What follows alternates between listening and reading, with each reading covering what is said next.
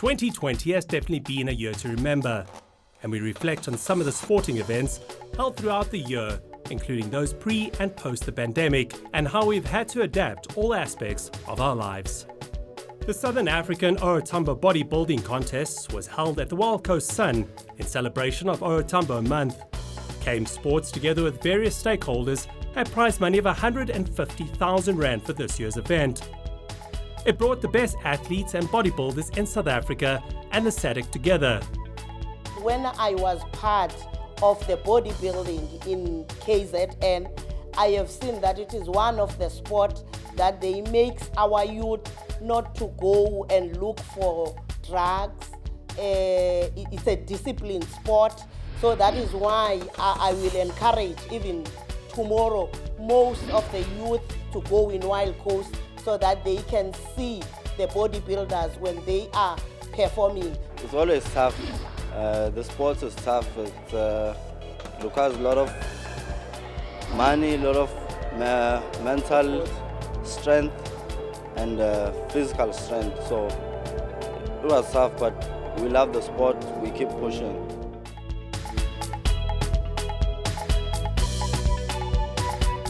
We also want to make sure that we promote, we contribute towards job creation.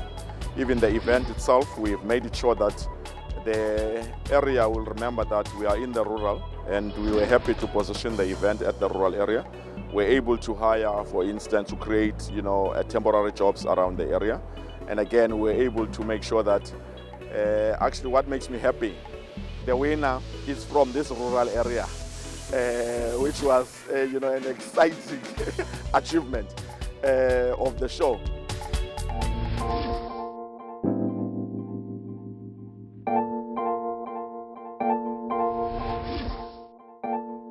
The 2020 International Premier Tennis Challenge was hosted earlier this year by the Eastern Cape Department of Sport in partnership with KM Sports, Buffalo City Metro, ProCenix and Premier Hotel Group, and endorsed by Tennis South Africa and Tennis Eastern Cape. We're quite happy with everything, the level of the players that will be playing in this tournament. You have international players, you have nationally recognized players and provincial players. So we're very happy in terms of the arrangements. The pitch, the courts where these games are going to be taking place have been renovated, and we're quite happy, we're comfortable with the environment.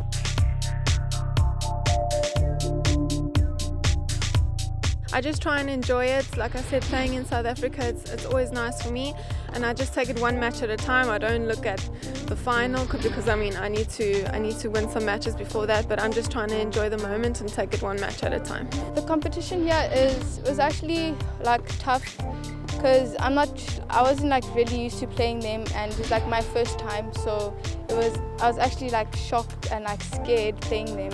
It was actually a good experience because they're hitting the ball hard, and you actually got to experience hitting with them, and yeah, it was actually fun. Look, my words is just, if you have a passion, work hard at it, go for it. Don't listen what people say. Don't let anybody put the ceiling on your goals, what you can achieve, what you can't achieve. Just go out there, be determined, and don't look back, and do whatever you can do to make your goals a reality.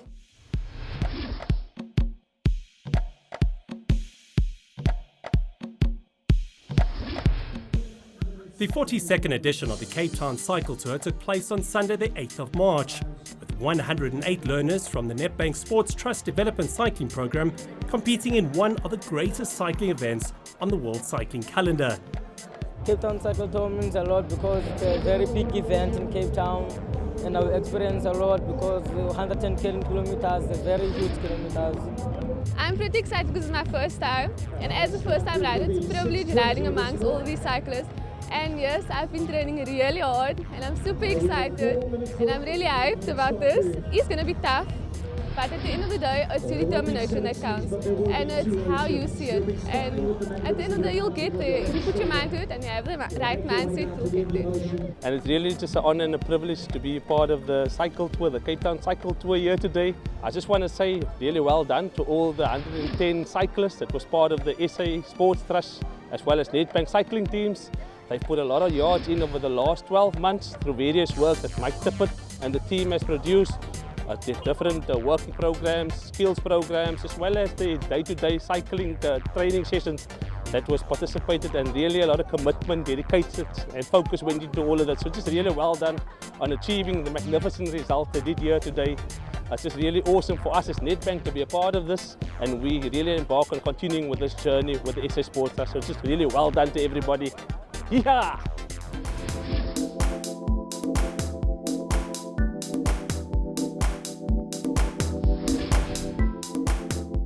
With the impact of COVID-19, we've had to very quickly change and adapt our lives during this lockdown period. This became apparent in our work environment, where we had to work from home and sports events were cancelled or postponed. Corporate South Africa focused on protecting lives and livelihoods while still trying to maintain their strategic relationships and contributing to the economy. I didn't really think that we would get to a point where we'll be, on a harsh lockdown. I missed going to the track. I missed seeing athletes running around a 400-meter track. I missed having the freedom to decide, I really don't want to do this today and I don't want to do that today.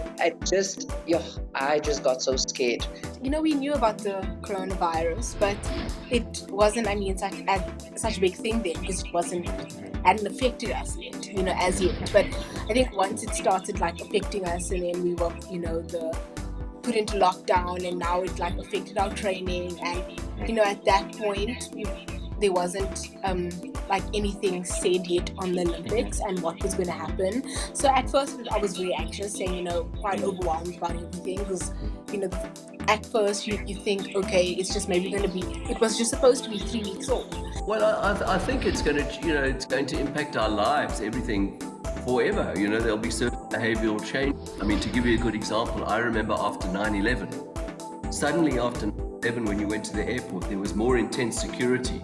Suddenly you had to not take liquids on an international flight and all those kinds of things which had never happened before. I think it will be the same, and I think in sport there will be things that we can't even think of now that will become second nature to us. Also through the Sports Trust, we've recently completed the work of the 3 multi-sport facilities. So I think there's things that we're doing in the short and medium term to try and help the situation. But then there's also planning for how do we live with this pandemic.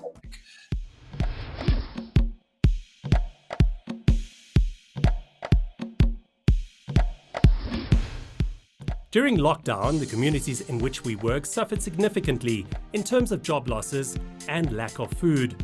As such, the Sports Trust and Nedbank supported them with food parcel donations, giving these essential items to the various learners and families, providing them with some relief in this trying time. During the last 8-9 weeks, the young cyclists have had to be motivated, they've had to be led, they've had to be trained, and at the same time they've had to learn to train and change their lives accordingly. Through the process of social media, the Sports Trust have been able to keep in contact with the majority of the young cyclists on a daily basis. Through this process, we've been able to give them training tips, motivate them, lifestyle tips, and generally support the young cyclists in their daily hardships. I had to work out at home, and I took my indoor trainer. I placed on a pallet. We put on stock and stuff pallet. Placed on there. Placed my bike on, and I made myself a gazebo thing in the yard, and I trained. They have been training on indoor trainers, etc. So they've been quite busy. They've been fairly busy. It's not like they just laid flat down and didn't do anything about it, Encourage the boys and give them tips what they can do to stay active.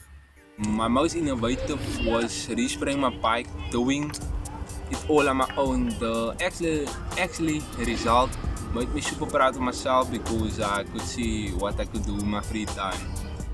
It's just great being here, being with the program, because anything you need, you should just ask, because they're really supportive.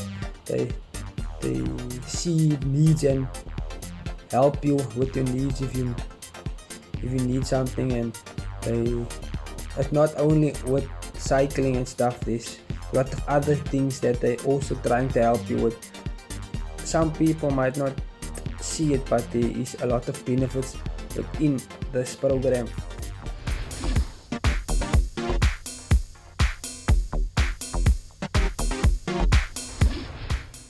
The first inaugural Sports Trust Virtual Cycle Challenge #Piketberg took place on Sunday the 11th of October 2020 due to the actual Piketberg elevation cycle race being cancelled because of COVID-19.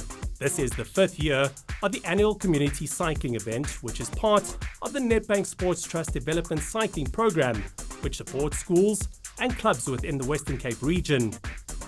Well, the pandemic has brought about, obviously various challenges for us as, events owners and as sponsors, and as a result, a lot of events, as we know, have been cancelled, and as a result, we've initiated various virtual events, and this one in particular being the Sports Trust Virtual Cycle Challenge.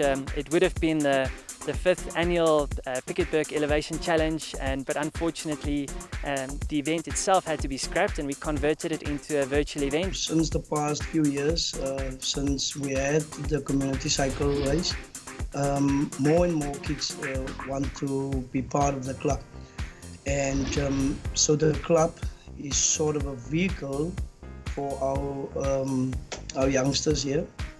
And what the club just bring all our youngsters together, keep them off the street, and also what the club do is the gateway for our kids from Piketberg to the outside world, where they can compete in cycling.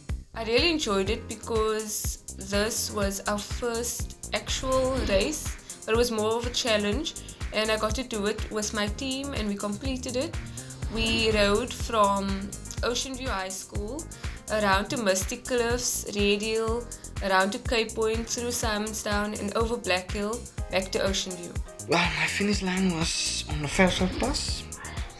I managed to climb the pass. The pass is about 4 to 5 kilometers distance. I think maybe more or less, but I enjoyed it pretty much because for me it was like a cherry on top of a cake, because that was the first pass is part on my daily training program, but I managed to finish on top of the first pass. It was fun for me. I enjoyed it.